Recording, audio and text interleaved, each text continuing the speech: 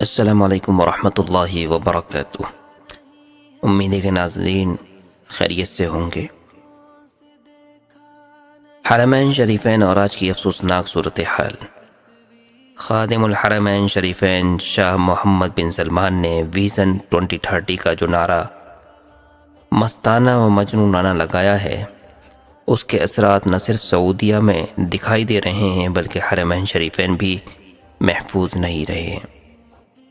آپ کو سن کر اگر حیرت ہو تو ہونی چاہیے، کیونکہ مجھے یہ سب دیکھ کر اس قدر تعجب اور خوف محسوس ہوا کہ بیان کرنے سے باہر ہے۔ غار ہرا کے قریب ایک بہت بڑے میدان کو بھی پکنک پوائنٹ بنا دیا گیا ہے۔ یہ میدان عصر کے بعد سے رنگین ہونا شروع ہو جاتا ہے۔ یہاں بہت سی یورپی طرز پر نشست گاہیں، سبزہ مرغزار، کھانے پینے کے لیے انتظامات اور البیگ وغیرہ کی دکانیں بھی کھلوائی گئی ہیں۔ اس البیگ پر آپ دن میں فوری طور پر جو سامان لے سکتے ہیں، مغرب بعد وہی سامان آپ کو ایک گھنٹہ لائن میں لگ کر مل سکے گا۔ یہاں کے مناظر اور مخلوط مظاہر دیکھ کر آپ بالکل نہیں کہہ سکتے کہ یہی وہ پاک سرزمین ہے جس کو اللہ تعالیٰ نے قرآن کریم میں رونق سے موسوم فرمایا۔ اسی میدان کے قریب وہ عظیم پہاڑ موجود ہے جہاں ہمارے آقا محمد صلی اللہ علیہ وسلم تشریف لاتے تھے، جہاں قرآن کریم کی سب سے پہلی 5 آیات نازل ہوئی ہیں، جس کو جبل نور اور جبل الاسلام سے پکارا گیا، جہاں جبرائیل امین کے قدم مبارک پڑے، جہاں کا ایک پتھر اللہ تعالیٰ کی عبادت و ریاضت کا شاہد و مشاہد اور اس کی تجلی کا گواہ ہے۔ اس میدان کو دیکھ کر آپ کو مسجد نبوی سے مسجد قباء جانے والے راستے کی یاد ضرور آئے گی، کیونکہ وہاں درمیان راہ دائیں جانب کا ایک شاندار میدان بنایا گیا ہے اور دیدہ و دانستہ بجلی و روشنی کم رکھی گئی ہے، کیونکہ یہاں کا مخلوط نظام ہے، کیوں کوئی ان کو دیکھے اور کیوں وہ کسی کو دیکھیں۔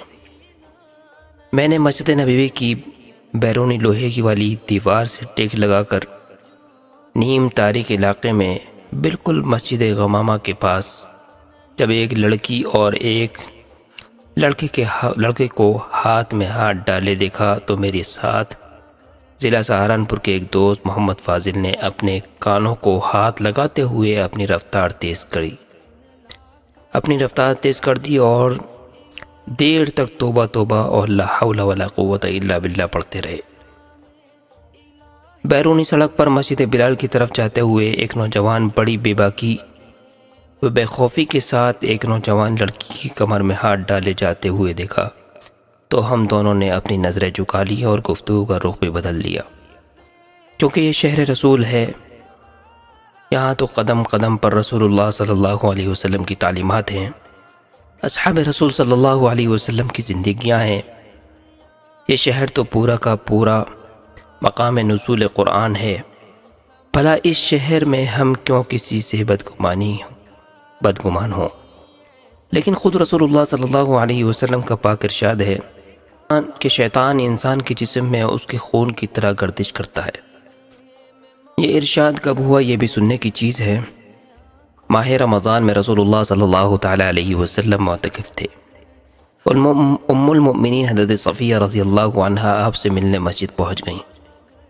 تھوڑی دیر کے بعد جب واپس ہونے لگیں تو رسول اللہ صلی اللہ علیہ وسلم ان کو چھوڑنے کے لیے کچھ دور تک چلے۔ اسی اثناء میں 2 انصاری صحابی وہاں پہنچے اور رسول اللہ صلی اللہ علیہ وسلم کو سلام عرض کیا تو رسول اللہ صلی اللہ علیہ وسلم نے ارشاد فرمایا کہ یہ میری بیوی، میری اہلیہ صفیہ ہے۔ وہ دونوں صحابی رسول اللہ صلی اللہ علیہ وسلم کے اس ارشاد اور صفائی پر سبحان اللہ کہنے لگے، کیونکہ وہ تو خود رسول اللہ صلی اللہ علیہ وسلم کے تربیت یافتہ تھے۔ ان کے دل میں کوئی ایسا ویسا وسوسہ بھی نہیں آ سکتا تھا۔ پھر بھی نبی کریم علیہ الصلاۃ والسلام نے فرمایا کہ شیطان انسان کے جسم میں اس کے خون کی طرح رہتا ہے۔ حضرت عمر فاروق رضی اللہ تعالیٰ عنہ کا ارشاد ہے، جو اپنے آپ کو خود تہمت کے لیے پیش کر دے تو وہ اپنے بارے میں بدگمانی کرنے والے کو ملامت نہ کرے کہ یہ حضرت عمر رضی اللہ تعالی عنہ نے کتنی تدبیر سے اپنی اہلیہ کو مسجد آنے سے روکا تھا۔ بعض امہات المؤمنین نے تو حجۃ الوداع کے بعد حج کے لیے بھی اپنے گھر سے نکلنا منظور نہیں کیا، کیونکہ عفت ہے، عصمت ہے، اور شیطان بہرحال شیطان ہے۔ شیطان تو ہر وقت اسی فکر میں لگا رہتا ہے کہ کس طرح انسان کو بہکایا جائے۔ آج ایک تنہا خاتون پورے سعودیہ میں اکیلی سفر کرنے لگی ہے، کار چلانے لگی ہے، بے باکی سے گھومنے لگی ہے۔ حجر اسود ہی کو لے لیجئے، اس کو چومنا نہ فرض ہے، نہ واجب اور نہ سنت مؤکدہ۔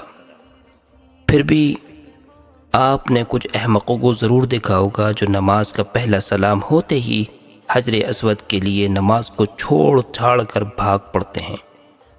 مردوں کو بھی اور عورتوں کو بھی، بلکہ مردوں کو عورتوں سے اور عورتوں کو مردوں سے ٹچ ہونے سے بچنا چاہیے، اور اس موقع پر اگر بھیڑ زیادہ ہو تو دور ہی سے استعلام کا حکم ہے، لیکن بے شمار لوگ دھکے مار کر تکلیف میں مبتلا کر کے حجر اسود کو چومتے ہیں۔